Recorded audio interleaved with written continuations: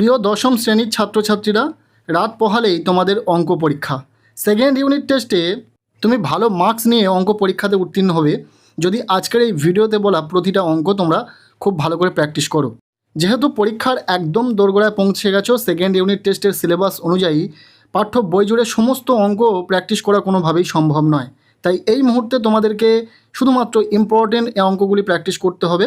তাই তোমাদের জন্য নিয়ে চলে এসেছি অঙ্ক বিষয়ে একটি পূর্ণাঙ্গ সাজেশান। সেকেন্ড ইউনিট টেস্টে এখান থেকে সমস্ত অঙ্ক তোমরা পরীক্ষাতে কমন পাবে। সো প্রথমে দেখে নেওয়া যাক যে সেকেন্ড ইউনিট টেস্টে নম্বর বিভাজনটা কি রয়েছে। পাটিগণিত থেকে থাকছে 6 নম্বর, বীজগণিত থেকে থাকছে 7 নম্বর, জ্যামিতি থেকে থাকছে 17 নম্বর, সব থেকে বেশি নম্বর জ্যামিতি থেকে থাকছে। এছাড়াও পরিমিতি থেকে থাকছে 10 নম্বর। টোটাল এই 40 মার্কসের পরীক্ষা। তোমরা যেটার জন্য সবচেয়ে বেশি আগ্রহী যে উপপাদ্য এবং সম্পাদ্য, এই ভিডিওতে একটি মাত্র উপপাদ্য বলে দেবো এবং একটি মাত্র সম্পাদ্যের কথা বলে দেবো, যে দুটি তুমি যদি ভালো করে প্র্যাকটিস করো পরীক্ষাতে কমন পাবে। হ্যাঁ, সম্পাদ্যে 5 নম্বর রয়েছে, একটি সম্পাদ্য বলে দেবো কমন পাবে, উপপাদ্য একটি বলে দেবো, পরীক্ষাতে দুটি থাকবে, তুমি কমন পাবে। তো তোমরা দেখতে পাচ্ছ এখানে সূচিপত্রটা কোন কোন অধ্যায় থেকে তোমাদের পরীক্ষাতে থাকছে। অধ্যায় নম্বর 1 থাকছে, অধ্যায় নম্বর 11, 12, 13, 14, 15, 16 এবং 18, এই কয়েকটি অধ্যায় থেকে তোমাদেরকে কিন্তু সেকেন্ড ইউনিট টেস্টে অঙ্ক থাকবে। সো প্রথমে আমরা দেখে নেব 11 নম্বর অধ্যায় সম্পাদ্য। এখান থেকে তোমাদের একটি মাত্র সম্পাদ্যের কথা বলবো, সেটা হচ্ছে অন্তবৃত্ত।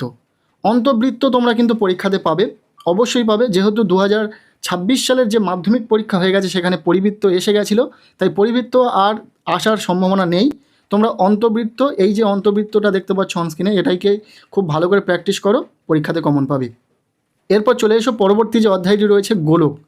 এখান থেকে খুব ভালো করে যেগুলো তোমাদেরকে প্র্যাকটিস করতে হবে, পৃষ্ঠা নম্বর 182, এখান থেকে 10 এবং 11 এই দুটি প্রয়োগ বা এই দুটি অঙ্ক তোমরা খুব ভালো করে প্র্যাকটিস করবে।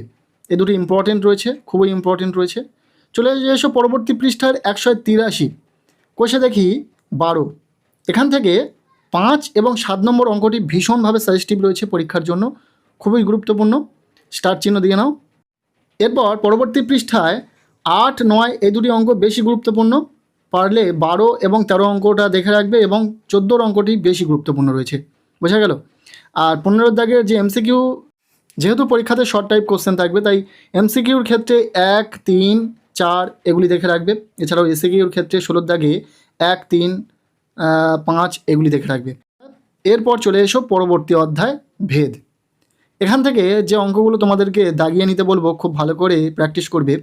পৃষ্ঠা নম্বর 191, এই পৃষ্ঠা থেকে মাত্র 3টি প্রয়োগ বলে দেব, 15 নম্বর প্রয়োগ, 16 এবং 17, এই 3টি অঙ্ক তোমরা খুব ভালো করে দাগিয়ে নাও এবং খুব ভালো করে প্র্যাকটিস করবে। বিশেষ করে এর মধ্যে 17 নম্বর অঙ্কটি এবং 15 নম্বর অঙ্কটি বেশি গুরুত্বপূর্ণ, পরীক্ষাতে আসার সম্ভাবনা খুব বেশি রয়েছে।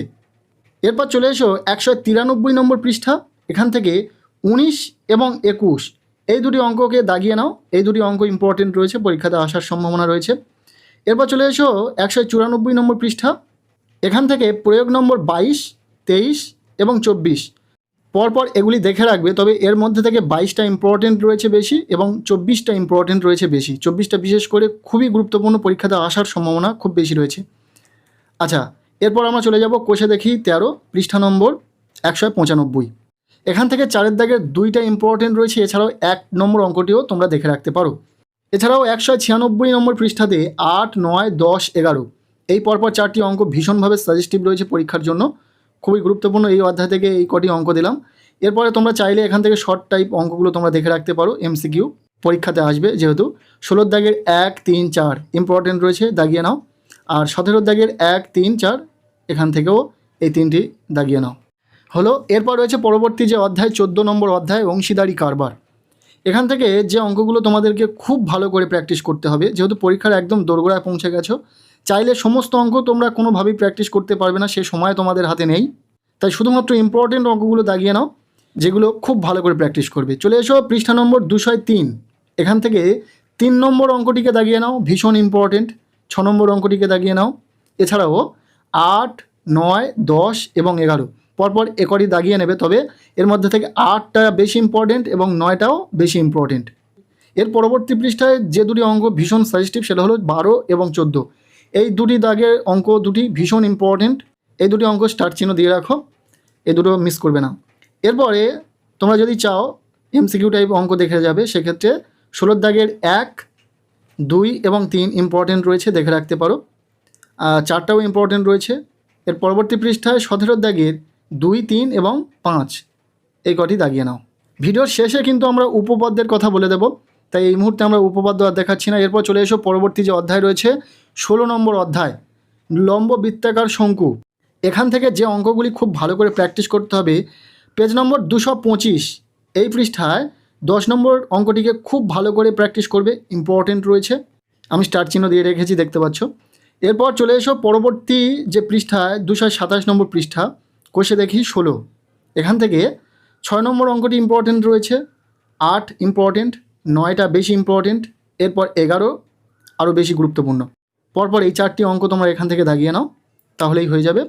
আশা করব পরীক্ষাতে কিন্তু এখান থেকেই কমন পাবে তোমরা। আর যদি শর্ট টাইপ কোশ্চেন বলো, তাহলে 13 দাগের 1টা ইম্পর্টেন্ট রয়েছে, 3টা ইম্পর্টেন্ট রয়েছে, 4টা ইম্পর্টেন্ট রয়েছে এবং 14 দাগের 2 উপপাদ্য, সম্পাদ্য এবং প্রয়োগ এই বিষয়গুলির উপর একটি ডেডিকেটেড ভিডিও দেব। সেখানে এই 3টি বিষয় নিয়ে মূলত আলোচনা করে দেবো, কোনগুলো তোমরা প্র্যাকটিস করলে পরীক্ষাতে কমন পাবে। তাই এই ভিডিওতে সেইগুলি নিয়ে বেশি আলোচনা করছি না, তবে সম্পাদ্যের ক্ষেত্রে বলে দিয়েছি যে অন্তর্বৃত্তটা খুব ভালো করে দেখবে, পরীক্ষাতে আসবে।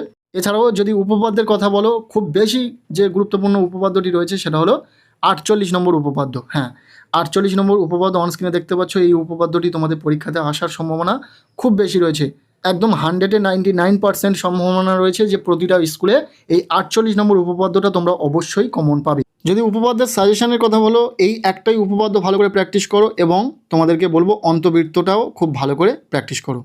এছাড়াও তোমরা সেকেন্ড সাবমিটিভে যে একচল বিশিষ্ট দ্বিঘাত সমীকরণ সমাধান এই অধ্যায় থেকে অঙ্ক পাবে, তাই এখান থেকে যে অঙ্কগুলো তোমাদেরকে খুব ভালো করে প্র্যাকটিস করতে হবে বলে দিই।